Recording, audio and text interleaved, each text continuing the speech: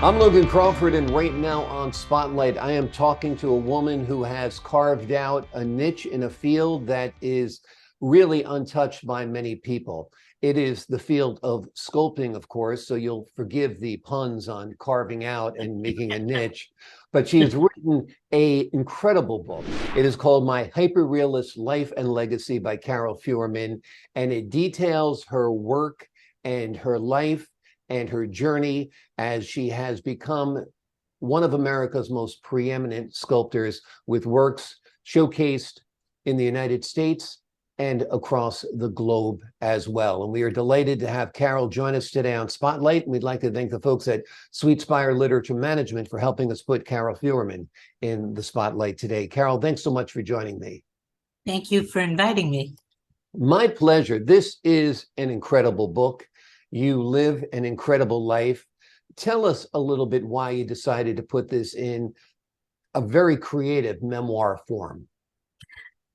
Well, like you said, I've lived an extraordinary life, from very highs to very lows. I've always followed my dream, and I've inspired other artists and other people to follow theirs, hopefully. And that's why I started my foundation years ago.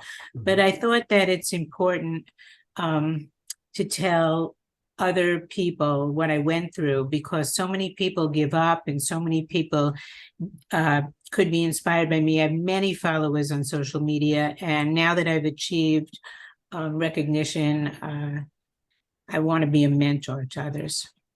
Wonderful, wonderful. I love your work. I really like and appreciate hyperrealism. I was always of the school that if it didn't look like a human being, it didn't take as much talent as creating a piece of work that looks like a human being. Because a lot of fifth graders can make this stuff that looks like it's abstract, but to have the skill to create a swimmer or a dancer that looks like a person is quite incredible to me. I'm in the same school as you. I went to the same school. Even though I'm a contemporary American artist, it was always thought that hyperrealism, it didn't take off right away. It took off in Asia and in Europe, but in this country, there were other forms of art that curators liked. But finally, after never giving up, it's very popular now. But it's always been popular with the public, just not the curators. Exactly, exactly. Tell me how you got started. I like to tell everyone that I did my first painting on my parents' brand new white linoleum floor when they left me with a babysitter. I do remember that. I don't remember the punishment, but I remember hiding. Right. But after that, I was perfecting the art of drawing the human body. I was in fifth grade, and I had this idea that I would draw the body with one line, like a line drawing, and it came out pretty good. So I was showing the boy in the back of the room next to me how to do it when the teacher noticed we weren't paying attention and called me to the front of the room and wanted to see what I was doing. She was appalled and sent me to the principal's office. And at the principal's office, he wasn't so disturbed. He said, as a punishment, I would teach art to my class, but don't teach naked girls. Don't teach the figure drawing. So I selected a lion, and it was so popular. Everyone was drawing lions, within a half hour. They invited another class in the following week, and on and on. So the punishment turned out to be a blessing. It's amazing. So you were inspiring people even at a young age. That was fifth grade. That was fifth grade. I guess you're a professional when you sell your first painting. So in high school, I was asked by my neighbors to do a painting of their two children. And I did a painting, and they bought it. And they said, how much is it? And I had no idea what to charge. So I said $150, which to me was, in those days, a huge amount of money. And they gave me $250. Wow. And years later, they went on to buy one of my sculptures. So I guess I was working as a professional in high school. That's wonderful. That's wonderful. Now, it sounds like you're self-taught. Well, in a way I was. I mean, I always took art lessons. I took art lessons from high school on. I went to college and studied art, but I never learned sculpture Mm. because I never wanted to study sculpture because it was always like abstract and beams and all sorts of things. And I couldn't relate to that. Going back to what you said. Yeah, it's funny. We're in agreement on that 100%. So I really taught myself how to do hyperrealism. And in Mm. those days, in the 70s, nobody did it. Mm. And I showed the most important gallery in New York, in Soho, what I was doing. And he told me there's another artist, Dwayne Hanson, who's also doing hyperrealism, and another artist, John DeAndrea. So we were each doing something a little different, but we were the founders of hyperrealism. And critics years later called me the doyen, the mother of hyperrealism, because I'm the only woman to do it and the only woman that sculpts these hyperrealistic sculptures of swimmers, bathers that can go outdoors by someone's pool or even in front of the Riverfront Green Park in New York. And they're very popular now. What is your medium? I like to work in bronze, and many of them are in bronze, but I'm also working in a epoxy, which is a resin, but it's very strong, and boats are made out of epoxy with fiberglass and reinforced chop strands, we call it. And I use a steel armature, and those pieces are holding up extremely well outdoors for many, many years. So they're easier to ship and they're easier to install. So I work in both epoxies and in bronze and stainless steel. Now, how does someone actually sculpt stainless steel or bronze? It's not like a little chisel and a hammer like we see in cartoons, is it? Or is it No. blowtorch? What is it? Well, the blowtorch plays a large part. And another thing they're heated after, sometimes they're 7-8 feet, and they go into these after the patina, which is the finish. It could be patinated in a solid color. It can be patinated hyperreal in many colors. It goes into a big oven and gets heated up so that it lasts outdoors. And I'm a forerunner. Nobody ever did it. And in Florence, Italy, at a foundry called R2, they are making my monumental bronze sculptures and heating them in these ovens. Amazing. Now, this sounds like it's quite physical for you to do this as well, right? Does it take some strength? Well, I don't think I could lift any of them. Oh, I know you couldn't lift it, right? You got to get help there, right? Yeah, we have cranes and everything else, but it does take a lot of strength. But you know, when I'm in the zone and I'm creating art, I don't feel hungry. I don't feel tired. Of course, I can't lift anything heavy, but we got people to do that. Exactly, exactly. You know, you talked about that drawing you made on the linoleum in your parents' house when you were a kid.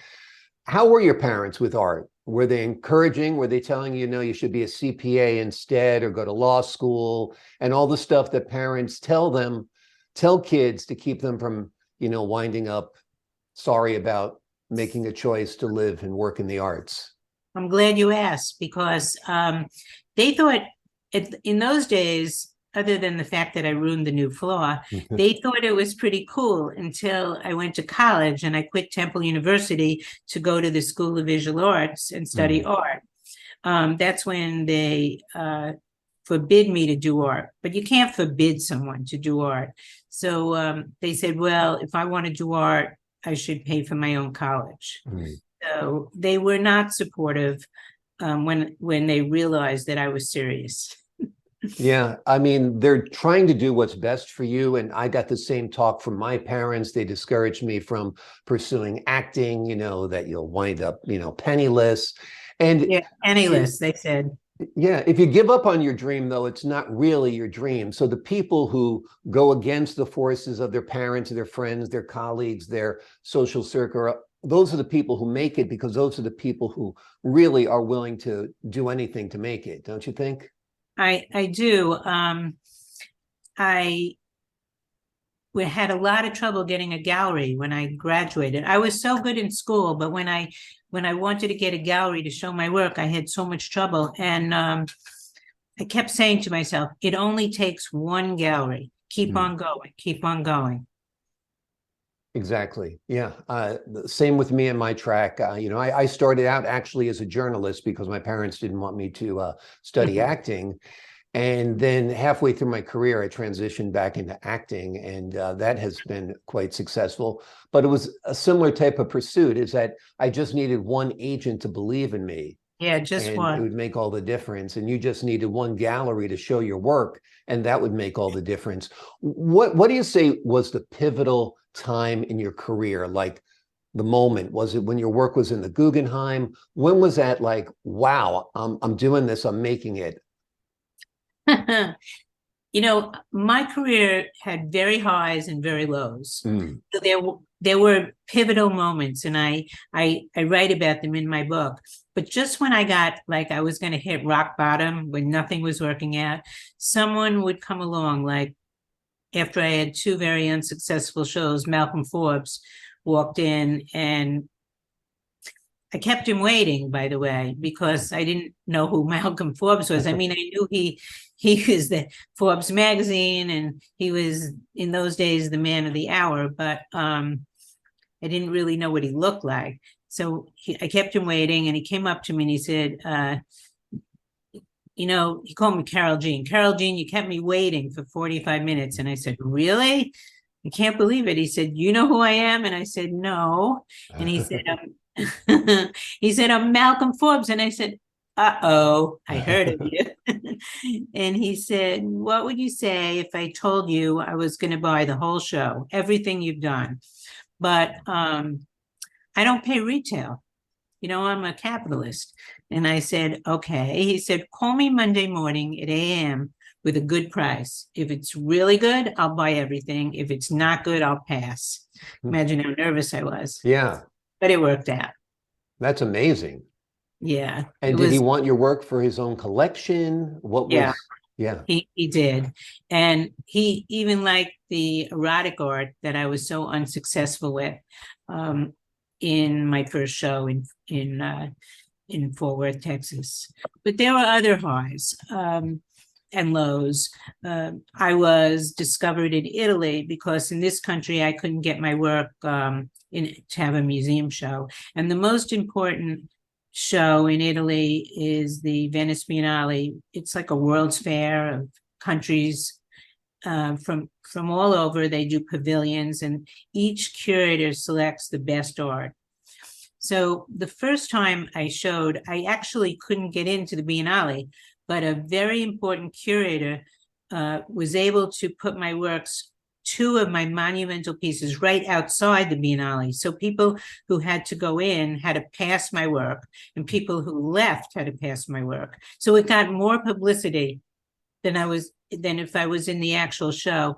And towards the middle of the summer, over 500,000 people had gone there, and there were lines. Some people were even kissing my sculpture. And it became so well known that they put it on the cover of the Biennale catalog, and nobody even knew it wasn't in it. It was like endorsed as it was. So that was very important. And that happened early in my career. And other accolades, you know, I couldn't get into a museum in New York, but I got into the Learning Through the Arts program at Guggenheim. I couldn't get into the Met, but they asked me to teach at the Met, to teach children's programs to outer city children. So one way or another, I was never giving up. Yeah. And it worked out. That's the determination I think it takes, particularly in the arts. I mean, if there is no prescribed way, if you're not following a curriculum that takes you to be a lawyer or a doctor or a CPA or an actuary, if you're going to be an artist, you kind of have to chart your own course.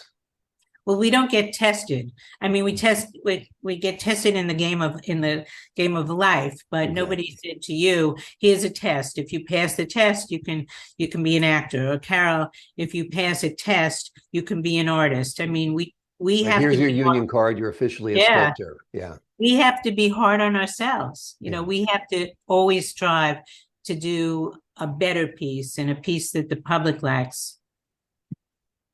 What do you see as your next frontier? What would you like to do next in your career? I know you mentioned mentoring, but you're still creating and producing pieces, right? As long as I'm alive, it keeps me going. Yeah. I have some pretty big projects I'm working on that I'm pretty excited about. I'm doing another book with Rizzoli this time. But I just want to say one thing about the books. Behind me, you can see there's actually 5 monographs, which is all about my career.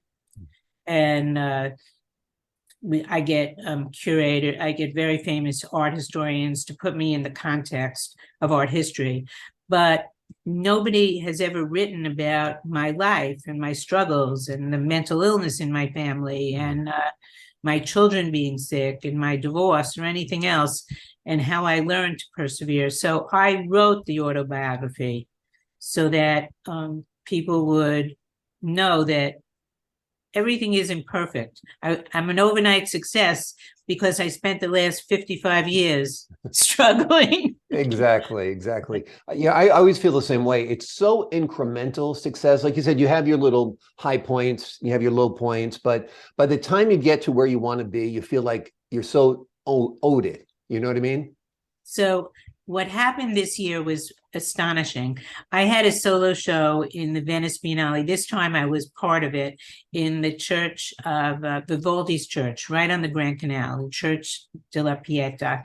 And I had 2 monumental pieces, once again at the gates to the Biennale.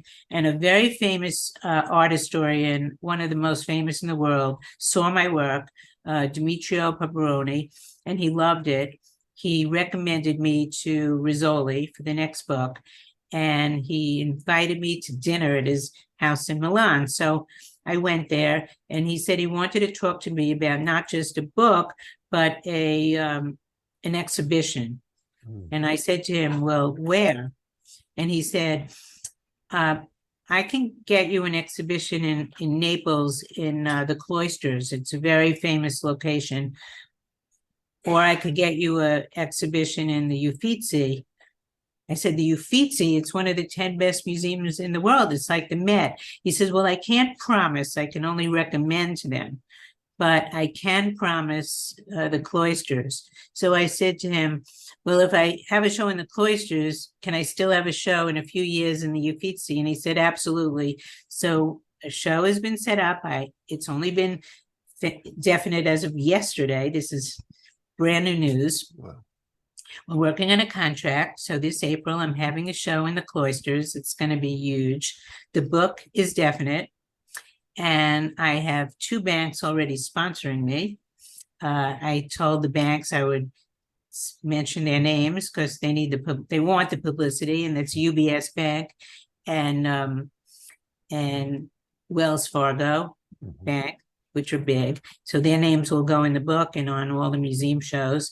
And I started to write to update my chronology, my bibliography, my photos. So I'm working on it, and that's in the works. Exciting, exciting. Do you still get the thrill when you get a deal like that and you know your work is going to be in such a prominent place? I am. I get the thrill and I get the high. Last week, I had a solo show in Art Miami with Art Basel Miami, and AP Press did an interview just on me, and it's been released worldwide. So I don't have to tell you about AP Press being in business. Yeah, so, absolutely. But I sent it to you. Okay, wonderful. You can just go to YouTube and see it. Okay, absolutely. Looking forward to seeing that for sure. So there's some really good things. What advice would you have for aspiring artists? You know, I have a lot of advice. And one thing I could say is if you love to do art, acting, singing, any of the visual arts, any of the arts, and lucky enough to be talented or believe in yourself, you should follow your dream. You don't have to do it full time. because you may have to pay the bills, and sometimes you have to do two things to pay the bills, but you should do it as best you can, as much as you can, and you never know what can happen. You never know. I mean, it just takes a few good breaks and never giving up. So that's my advice. Right. And the other thing is you have to believe in yourself, and you have to believe in yourself, persevere, and know what you want. Because if you don't know what your dream is, you can't have your dream come true. You have to have the perseverance and the discipline to follow your dream, know what it is, and never give up. Exactly. I always tell people you got to know what you want to achieve in order to create a path to get there. Yeah, or else what are you doing, you know? Exactly. You're just kind of meandering through. It's very, very interesting that you have turned to mentoring. Are you actually teaching right now as well? I know No. you've lectured in the past. No, I don't teach. Okay. I couldn't find the time to teach, but what I do is I have a foundation, and it's doing quite well, actually. It started with no money, as foundations do, and I make all different things. I sell all my books through my foundation. The money goes to the foundation, and I give shows, exhibits. I invite a curator. We show artists' work, and I help artists. The mission is to help artists who can't get into a gallery, who just need a pat on the back and some encouragement. Artists that I think are good. There's theme shows, and to raise money to give them, the foundation raises money to give them money for college or art school. So we give grants, and I make nice things. I make coasters, I make prints, I make backpacks and hats and all sorts of things. And a lot of people are buying them, believe it or not. That's cool. You've gone from fine art to pop art. It's nice that you straddle both worlds there, right? It is. And having a foundation is also a lot of learning for me, because I never ran a foundation before. I didn't have the experience, but I had the desire. Absolutely. Who were your influences? Were you influenced by the classical sculptors like Da Vinci and Michelangelo?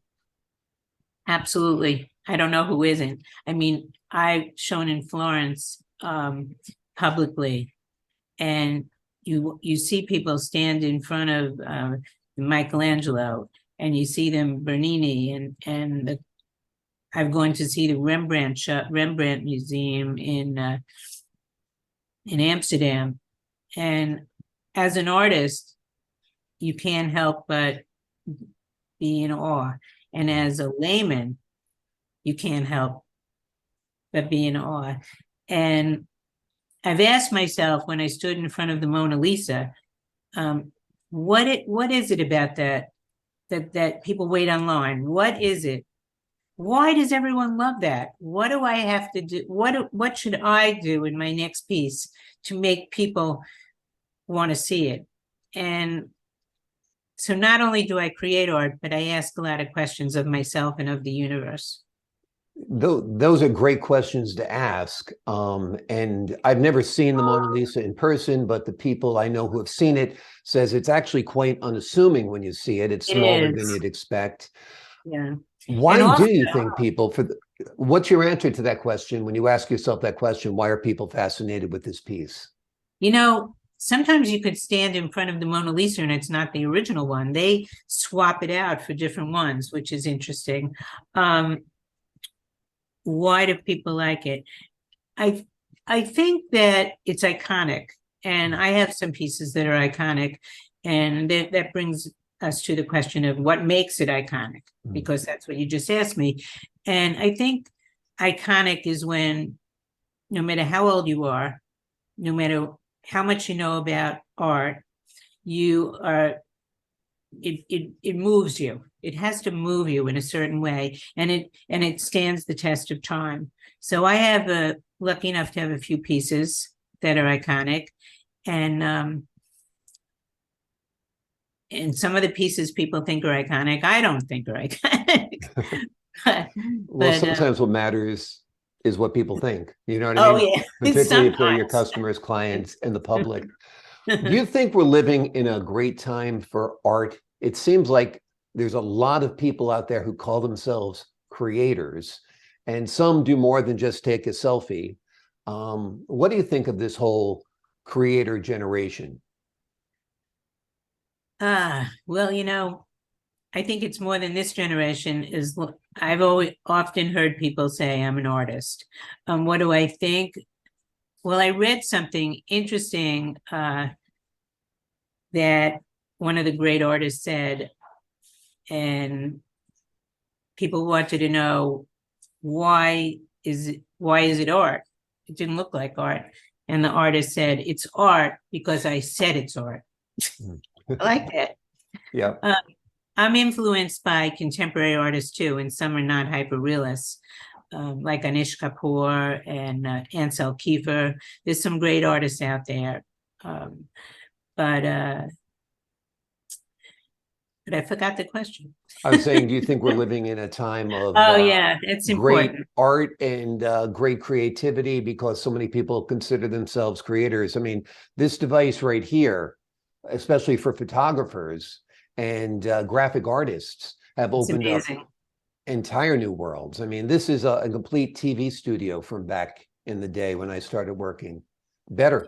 It is an incredible time, and I think it's really helped. I mean, from 3D photographs, I can save years, but you still have to create the great piece. You can photograph it and cut out, a year in sculpting, but you still have to create something special. But it's a great time for a couple of reasons. I mean, it's a difficult time, and it's a sad time politically for democracy, and it's a scary time. Ever since 9/11, it seems to have gotten worse. But by the same token, we've gone inward, a lot of people, where we think about what's really important to us. And one of the things that happened to me was I did my book because of all that. And just when I thought the bottom was going to fall out on the art world, and the Met was closed, the galleries were closed, and all art studios were closed, I noticed that all these people were buying my sculptures, like more than ever. And I was thinking, how come? How come? And I realized they were buying more of my art because they were home, and they wanted to feel good, and they wanted to beautify their homes. So it turned out to be a very good time for me. And I spoke to a lot of other artists, and they said the same thing. It turned out to be a good time. So you never know. It's one more instance of you never really know. We go through things in life, and we don't really know. I mean, now we know how much we care about democracy, something we took for granted. So some of the things that are happening today are parallel to some of the things in my life, like the sadness and the difficulties. We went after, years of having difficult times. I realized that if I didn't have difficult times, I wouldn't be able to create the art I create with the emotion that I put into it. So we do go through a lot of things, and sometimes it's for the better, hopefully. Yeah. We have to hope. Life is hard. Once you embrace that fact, it becomes a little bit easier. That's what I've heard. Mm-hmm. Yep.